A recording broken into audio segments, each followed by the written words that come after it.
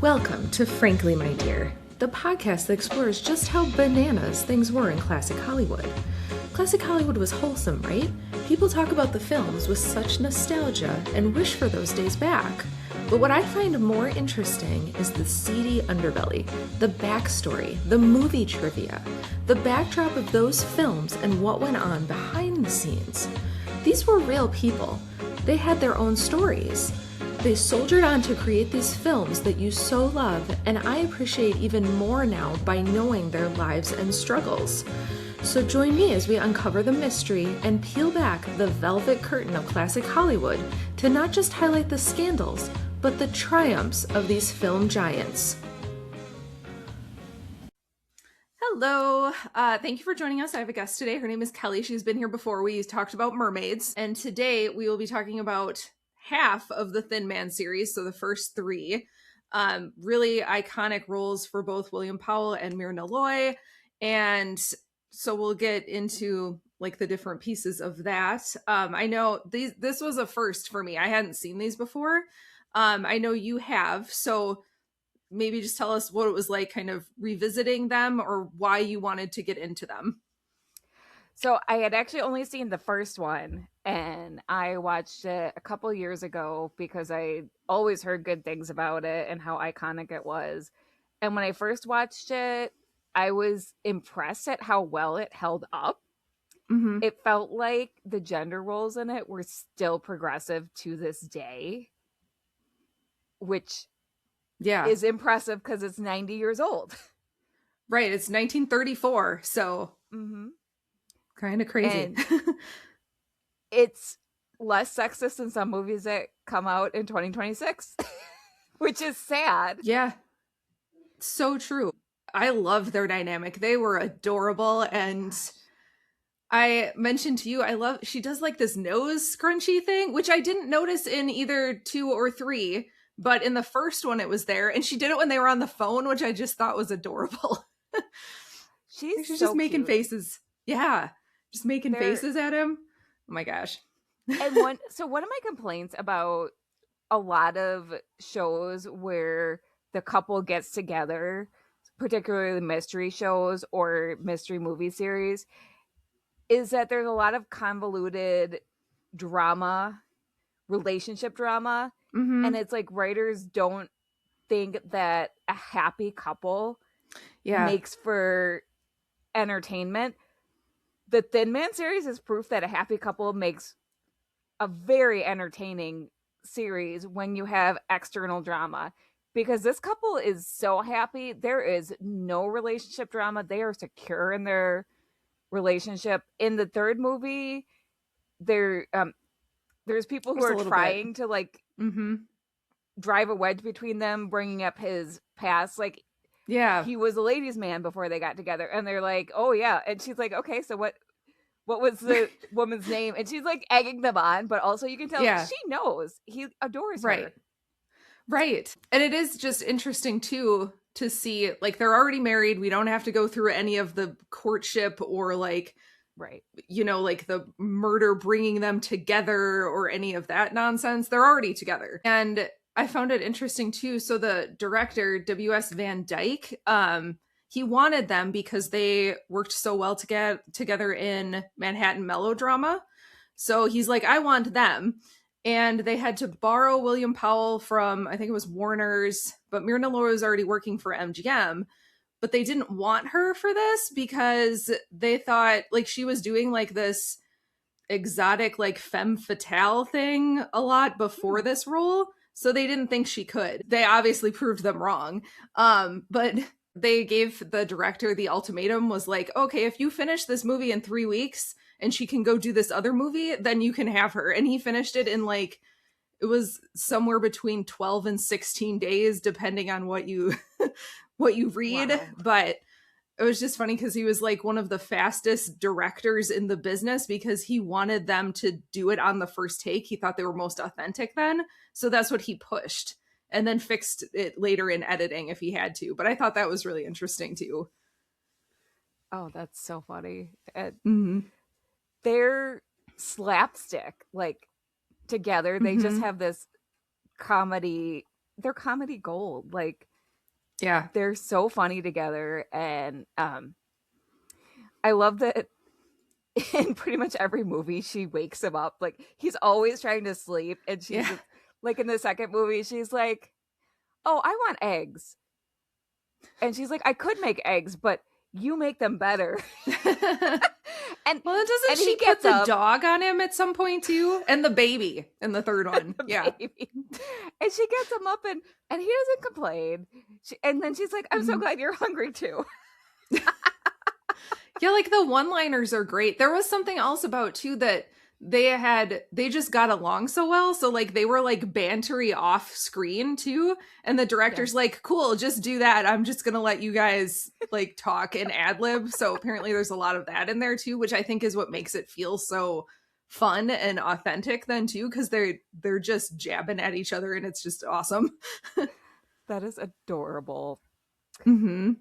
And I do want to say that, so one of the things that about the Thin Man series is that at the end of each movie, they gather together all the suspects in a room and accuse the murderer. And watching old movies like this, I always wonder, is that where that genre staple started, or was that a thing before?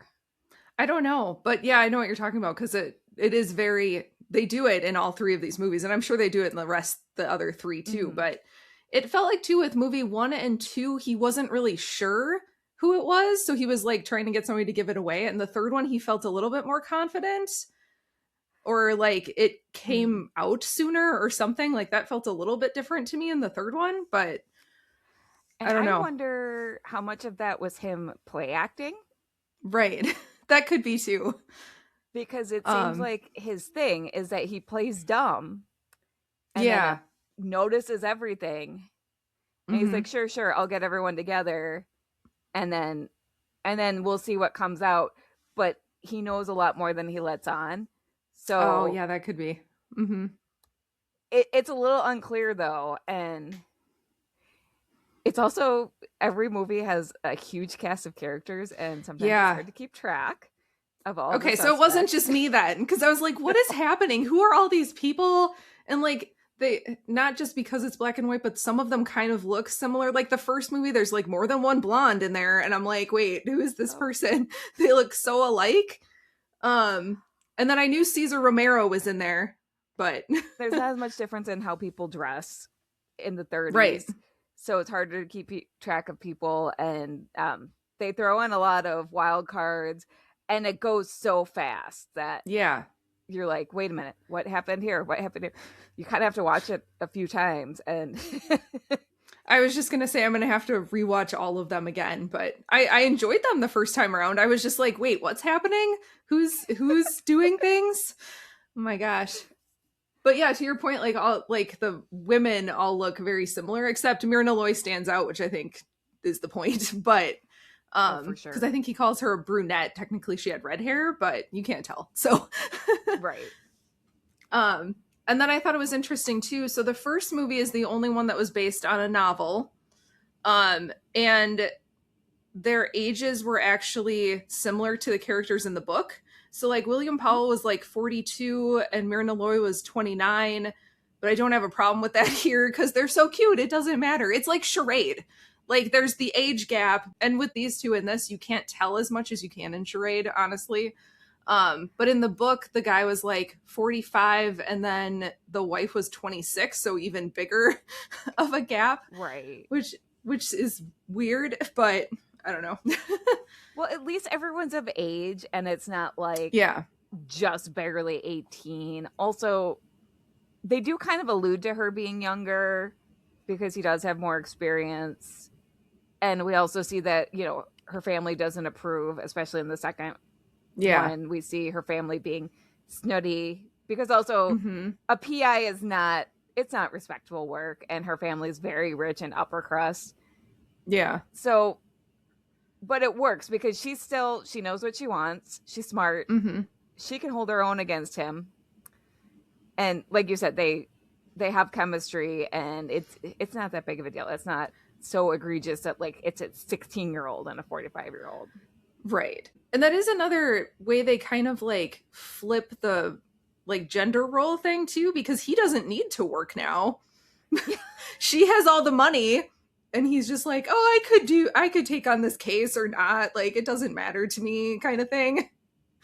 Like he's the one that doesn't have to worry about money because she just has it. And she's the one with the money, which I think is interesting. Yeah. That is an interesting dynamic, because usually it's the rich guy. Mm-hmm. And the fact that, and he always jokes that he married her for her money, but it's so clear that they're madly in love, and it's not about that at all. And I do love that. So he tries to keep her out of investigating, not because he thinks she's not capable, but to protect her. Yeah.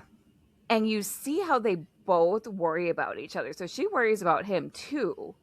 Yeah. And I love that dynamic. Like, he absolutely thinks she's capable, and he will even respect her opinion. Mm-hmm. But you see the little slapstick where he tries to like lock her in a room or trick her and leave without her. Yeah. But then she shows up, and it's not like he's mad. He's just worried about her, because he gets shot at. He gets almost killed in every movie. And he wants to avoid that for her. And in that first one, I think it's the first one, there's that cute scene in the hallway where he takes the dog and they're going to go investigate this guy's business or whatever, the guy who's missing. And she doesn't want him to go, but she kind of like, they're kind of like playing a little bit because they're kind of coy about it. She's like, oh, I don't care, whatever. Right. They're very dry, and they both pretend they don't, like, what they say is, I don't care about you, but their actions show that they love each other very much, and it's adorable. Right. Because they're just giving each other crap, really. Like, I don't care about you, whatever. Wait, I do. And so with how remake happy Hollywood is, I'm shocked this hasn't gotten a remake, but I'm also glad, because I don't think anyone could capture this lightning in a bottle. No, their chemistry, it's amazing. It's some of the best, I would say. Like, I remember being crazy impressed with like Viva Las Vegas, but I'm like, well, Elvis and Anne Margaret were together on the side of that, so that's a little different. So I think this is the best chemistry where they weren't actually dating. Which says a lot for how talented they were then too, and just how well they got along and were able to play off each other and stuff. It's really cool to see that, because that's not something you see in a lot of stuff. I was shocked when I looked it up, but I was like, they weren't together, because they had incredible chemistry, and again, the comedic timing was just amazing. There was so much comedy in this movie, and I made my husband watch it too, and he was laughing out loud at so many spots. And I'm like, yeah, it's really funny. It's really funny. I did like the joke that they put in the first one. They called them a sexagenarian or whatever, which just means you're 60. But like, then they like totally, they made the joke without like saying what they were doing. And it was just, that was really funny, because they're all like, wait, what? You shouldn't say that. That was delightful. And then in the second one, the guy comes along and snatches her purse as soon as they get off the train. Oh, yeah. And it turns out that he knows Nick. And everybody knows Nick.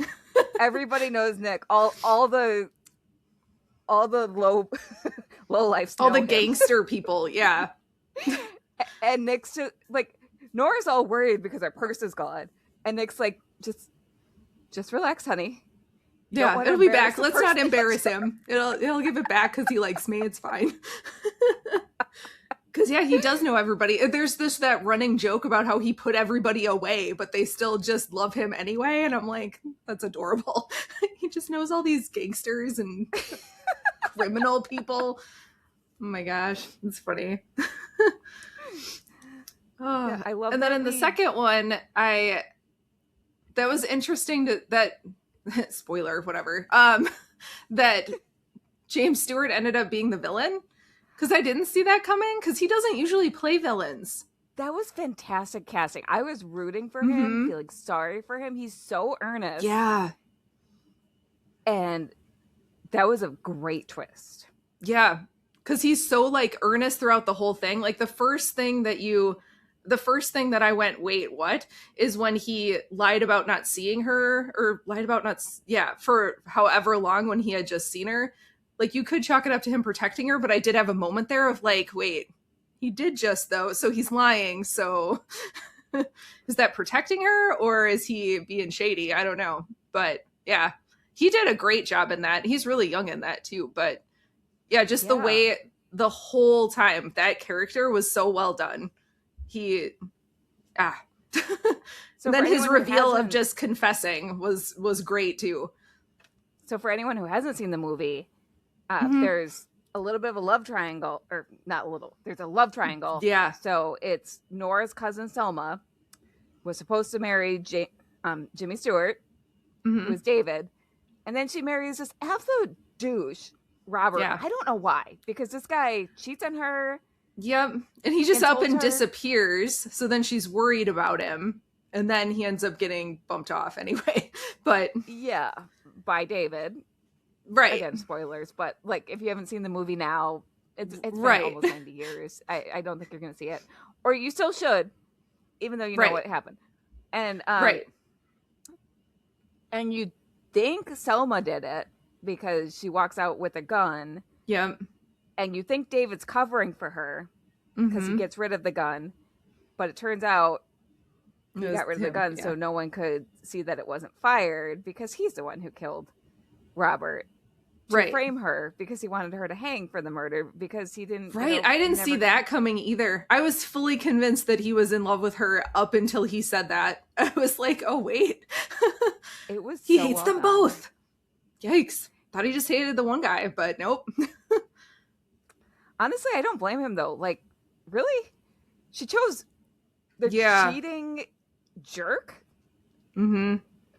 I mean, granted, obviously, he wasn't that great of a guy either. Right. Maybe he was before this whole thing. This ruined him. I don't know. Yeah. And I had to crack up at the mean aunt that's, like, beating people with a cane.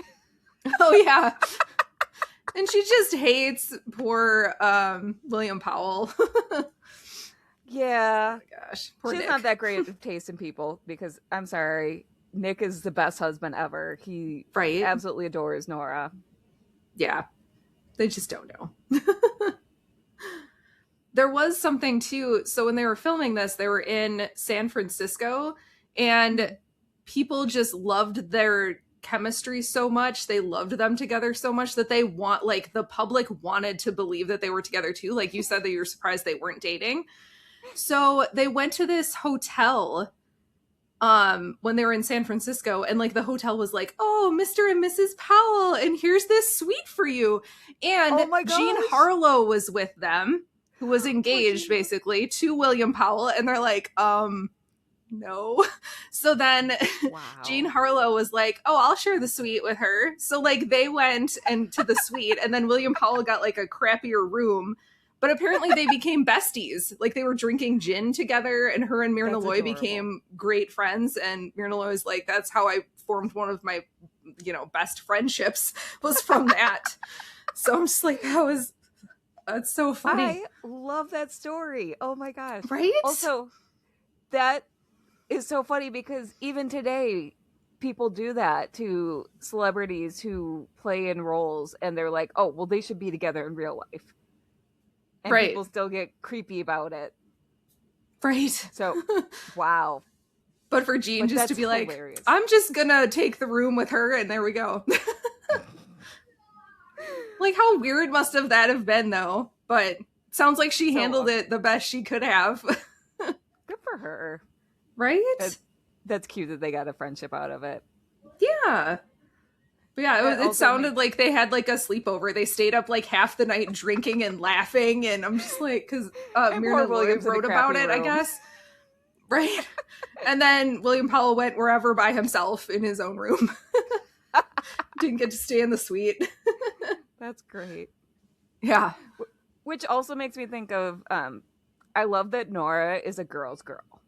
In every movie, if there's a woman in need, she has empathy for them. She is protecting them. She is listening to them. She is making sure that their story is heard. And that's a pretty cool thing about the character. That, of course, in the third movie, it kind of bites her in the butt because the woman that she's been caring for turns out to be the murderer. Right? That was a cool twist, too. I didn't really see that one coming either. Yes. That was good. That was well done. Also, can we talk about the weird birthday party for their child? Yes, the gangster birthday. Yeah. Oh my gosh. So in the third one, you need to bring a kid to this party, so let's just all rent babies. What? I think some of them, they were their babies, or maybe family babies. I don't know. Like, there was the one guy that they were like, rented babies from did strangers. You steal this baby? That was hilarious, gosh. But also yes, so the gangster baby birthday party. I was like, that's... It was just a and weird... Then like, okay, the cops are coming. You need to get out of here. Right. And then I knew that guy was going to take their baby. I'm like, he's going to take the wrong baby. That was comedy gold. It was, but also that was the weirdest thing ever. That's never ever been a thing that you throw a birthday party for a baby and you have to bring children the same age. In order to participate in this party, you need a child of equal age. Yeah. It's just funny. I mean, that was his concept for it, though, I guess. That was nice that he wanted to, I guess. It was because everybody loves Nick, right? So I'm going to do this thing for you. Oh my gosh. Yeah, that was hilarious. And then there was the weird thing that I totally missed and then read about in the second movie. It said something about the first instance of dog adultery. And I'm like, what? Because when they bring the dog back, then Mrs. Asta has different colored puppies. That's what it was, right? I'm just like, wait, what? Like, I missed it when I watched it. Yeah. Okay, because Asta went out into the yard and there was that dark dog. Yeah. And Asta chased the dog away. Chased another dog. Like, and then pushed the thing into the hole. Oh my god. Yeah, he filled the hole in. So at first I didn't catch it, and I'm like, oh, that's what that... Okay. Mrs. Asta was naughty. That was the first case of dog adultery on film. That's hilarious. Yeah. I don't know if that's a thing otherwise, but it said that in the trivia, and I'm like, what? Oh, okay. Asta definitely adds to the story, and that's wild. Yeah. I thought that was pretty smart of Asta to fill in that hole like that. Asta's like, nope, you're not getting that. Right. You're not coming back. These are my puppies now. Oh my gosh. Wild. It is wild. So these movies are interesting because it's like, okay, there's murder, but it's mostly comedy, but it's also relationship fun. Like there's a lot of stuff going on and it all works together, and it's really interesting because it's not like one thing. Like it's not film noir, it's not comedy, it's not like it's everything. Which also is impressive for the 30s, because I feel like movies were simpler back then for the most part, because movies were new. So they were, so these movies are exceptional. Right. That's why they've aged well. Well, and I guess at the time it was more dramatic stuff because I guess Prohibition had just ended and there was the Great Depression stuff. So they were doing more depressing things, which I find weird because, when World War II was happening, it was like escapism, happy musicals. But for the Depression, it was more like what was going on. So this was different for that time that they threw a comedy out there. Interesting. Right? Well, drama also is easier. Comedy is really hard. Getting the comedic timing, just comedy is harder than drama. And that's not to say anything against drama. Drama is not easy, but comedy is hard. It takes timing. It takes talent. It takes physicality. Yeah, I thought it was interesting too. So you end the second movie by finding out she's pregnant. And then, so third movie is the baby, but I guess the movie got delayed because William Powell, he lost Jean Harlow, and then he had colon cancer. So he didn't act for like 2 years. Oh, wow. He did like some sort of experimental radiation thing and ended up getting cured. So, but yeah, amazing. He didn't. Right? So crazy. Apparently Carol Lombard like supported him because they were besties after they got divorced. So she like helped him through that, but they considered recasting him and then decided they were being stupid and just waited for him instead. That would have been moronic. Right? No. It's like the Mummy 3 that doesn't exist when they've replaced exactly. Rachel Weisz. That doesn't work at all. That literally was the first thing that came to my mind. Like, right? You can't recast. No. When it's built around the chemistry. Right. It wouldn't have worked. It probably would have felt super weird. So, yeah. So they just waited for him, which was the best thing they could have done, really. Oh, that's so good. I'm glad that you got better. Like, that's amazing. Right. That's, yeah. Like, especially at that time for somebody to beat it like that, like, that's crazy. Wow. Let's see. Oh, I had no idea Marjorie Main was in here either in this last one. And then she just shows up and I'm like, oh, hey, I know who that is. Because she did some movies with Judy Garland. So I was like, oh, look at that. And she's pretty funny in this too. Like she just shuffles Nora off to the room and then like shows him around and then Nora doesn't get to do anything. That scene or that whole sequence was adorable. And then Nora comes back and Nick pretends he doesn't know her and he's like, oh, she's really good looking. And they're flirting.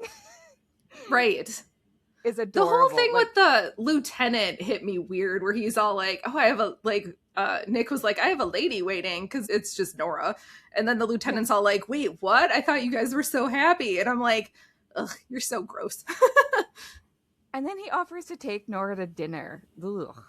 Right. Like, he's like, she's pretty. I can just take her off your hands so you can go cheat? Like, what? Ew. And Nick just stares him down until he finally backs down. Yeah. And Nick's like, mm-mm. I know, Nick's like, you're just being crazy. I'm just going to let you talk and see how far you dig here. Let you talk until you realize how stupid you sound. Right? Oh, man. That's so strange. But yeah, the birthday party. And then it was funny that she tried to use that as I have your baby. That was actually kind of clever on her part, that she tried to be like, I totally took your baby and you have to let me go. Yeah. Clever then she didn't. And terrible. Yes. But clever and terrible. And then it turned out to be the wrong baby. And they're like, well, but I mean, like, threatening any baby is terrible. Right. But, and it was just that the gangster guy screwed up and brought the baby back. Oh, this isn't the one I rented. I better bring this baby back. Oh, man. What moms are renting out their babies? What? I don't know. I don't know what that, yeah. That was really bizarre.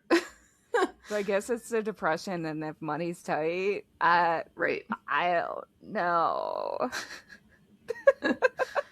I got nothing. That sequence was bonkers.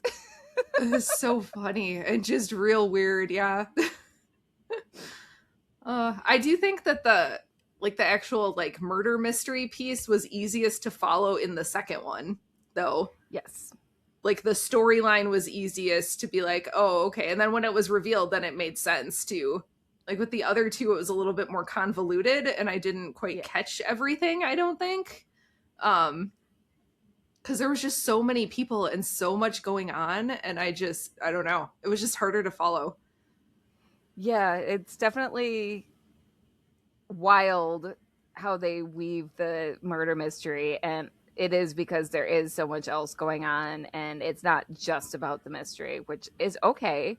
Right. That's not even the main reason I watch, is for the mystery. Also, side note, they drink so much in these movies that I'm getting a hole in my liver just from watching them. Oh my gosh. Yeah. Like, well, and it's funny too, because like the novel was written during the Prohibition, but they don't use it. I don't know. In the movie, they just use it as, this is just fun and we get more fun, but without the other consequences of drinking. They just get sillier or whatever. William Powell plays that really well, though. He's really funny. It's hilarious. And then the one comment at the beginning of the third movie where Nora is talking to someone on the phone and about their recent trip, and she's like, oh, Nick was sober in Kansas City. Here's the one instance. Yeah. Oh my gosh. Very noteworthy. It's just constant. It's so funny. I read too that since this director was well known for like doing single takes, he also liked to do takes where the actors didn't know he was filming.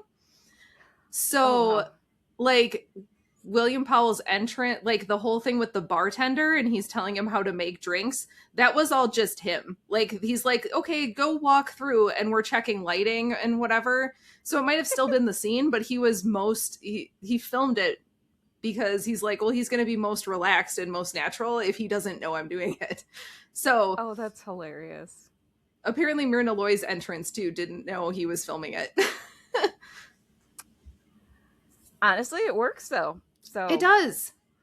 I know, but apparently, like, it's so interesting because he, as I said, he was convinced that like the first take would be the best take because they would be fresh, or if they didn't know, they would be most natural or whatever. But apparently, it like stressed the actors out a little bit too.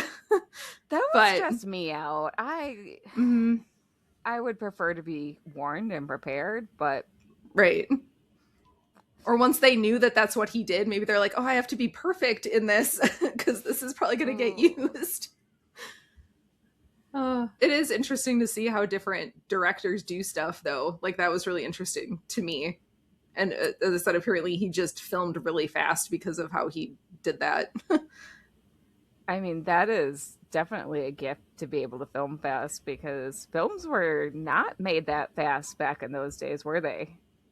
No, I don't think so. Not 2 weeks anyway. Like, that's kind of crazy.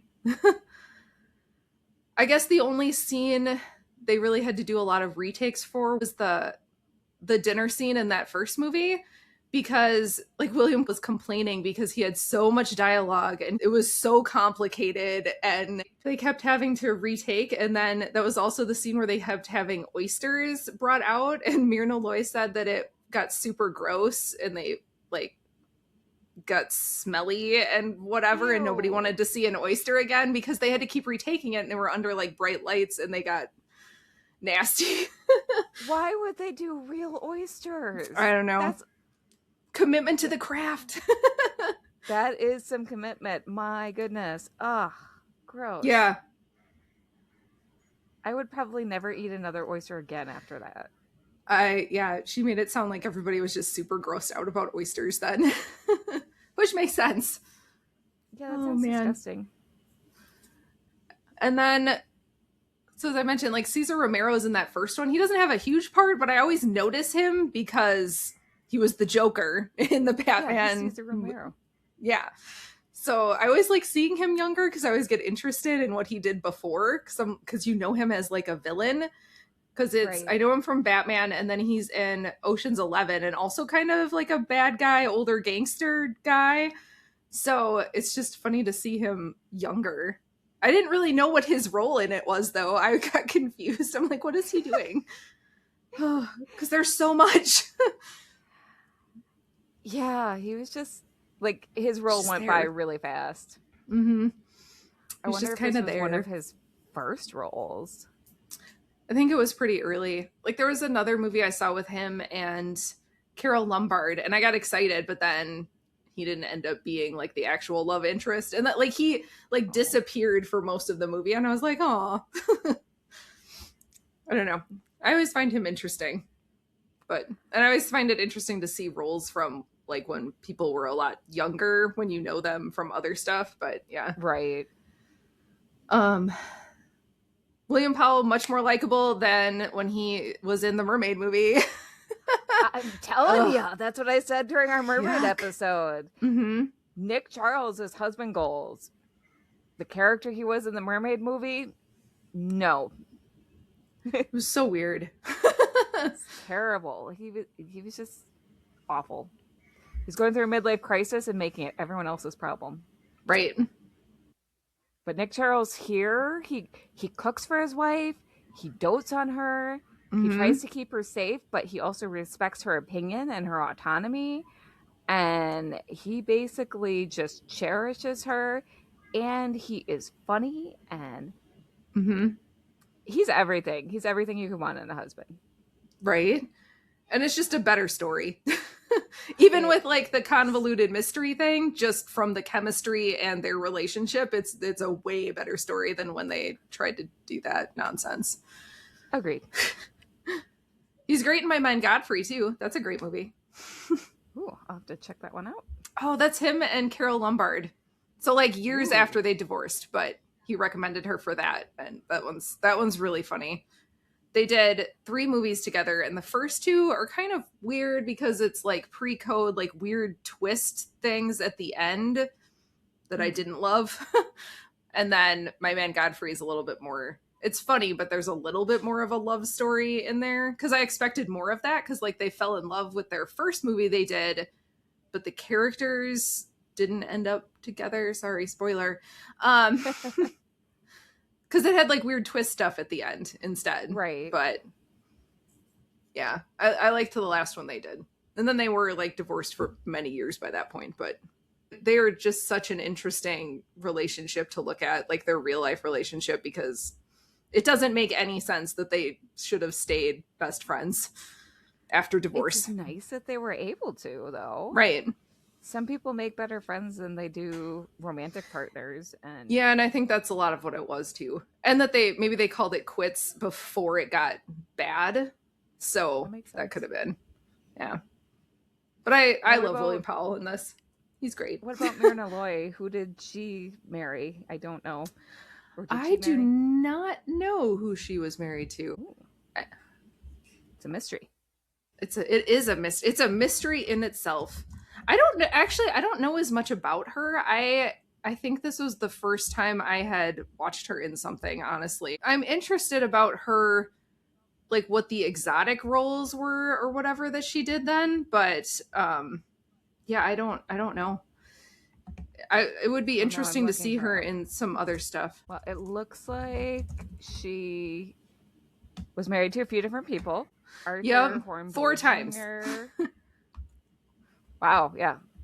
John Hurt. I don't know any of these people. Gene Markey and Howland Sargent. Yeah, I don't recognize any of them. No. But she had no children. No one to carry on her legacy as a talented actress. I suppose not. Yeah, as I said, I don't know as much about her. But I loved her in this, and now I want to see her in other things just to see. But I feel like it's not going to be able to compare to their chemistry anyway, so. Right. Absolutely. So, any other thoughts on this? I don't think so. It was just it was a lot of fun. I'm interested to see kind of how, like, what they do in the last 3. It'll probably be like the same structure. Like, is the kid still going to be there? Is the kid going to be somewhere else? And I don't think the dog, unless they replace the dog. I thought I saw something that dog is only through the first 4 or something. So I don't know if something happens to the dog, or I don't know. Apparently the dog was like super high trained and they couldn't like play with him otherwise. Myrna Loy said that too. They couldn't play with him otherwise. And he bit her, I guess. So. Ooh. Yeah. His name was Skippy. Aw. Yeah. It's so funny to me how they rename things. Like, you'd think you could probably just keep the same name, but maybe it's a feel or whatever. I don't know. It has to be really hard working with animal actors, so I wouldn't blame them if they wrote the dog out. But also the dog is so much a part of the Thin Man brand. But replacing a dog with a kid, you're kind of trading one for another. Well, it's not like they can bring the kid along, though, like they could with the dog. So I don't know. We'll have to see. Because we're going to do the other 3. Because we got to keep going now, right? So. Absolutely. They also have a book series. I think they even have a comic series.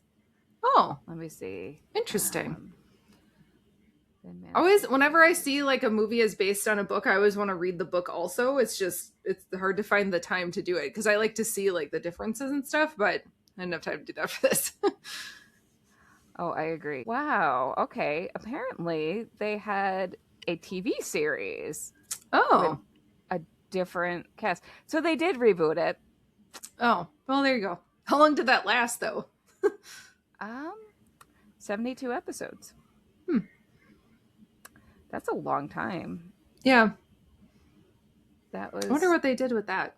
I'd be curious, like just out of curiosity. I feel like it probably doesn't stand out, but yeah, it was 1957 to 1959, and it had Peter Lawford and Phyllis Kirk as Nick and Nora.